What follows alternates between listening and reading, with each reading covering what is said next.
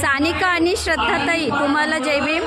मित्रांनो, हे या पुस्तकाचं नाव आहे आणि या पुस्तकात मी तुम्हाला 15 मिनिट दिले. काय भासलं तुम्ही?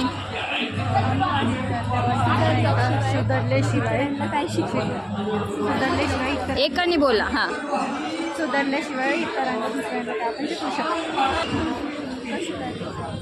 म्हणजे विद्यार्थ्यांची चर्चा घेतली आणि विद्यार्थ्यांना काय संदेश दिला विद्यार्थी मित्रांना? आपण एकत्र आलं पाहिजे, सर्व पुस्तकं वाचली पाहिजे. ओके, म्हणजे विद्यार्थ्यांना असं संदेश दिला की वाचन खूप महत्त्वाचं आहे आणि आपल्याला पुढे जायचं. बघा, बाबासाहेबांचं पुस्तकांवर खूप अथांग प्रेम होतं. एक जणांनी बाबासाहेबांकडे पुस्तकांची मागणी केली की तुमची पुस्तकं मला द्या.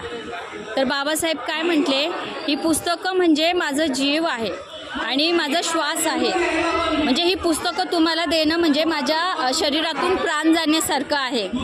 त्याच्यामुळं मी पुस्तकं काय देऊ शकत नाही. एवढं पुस्तकांवर प्रेम करणारे बाबासाहेब होते आणि त्यांचा आज 68वा महापरिनिर्वाण दिन आहे. आणि त्यानिमित्ताने मी तुम्हाला विद्यार्थी मित्रांनो हे पुस्तक तुम्हाला मी आज वाचायला दिलं. तुम्हाला चांगलं वाटलं?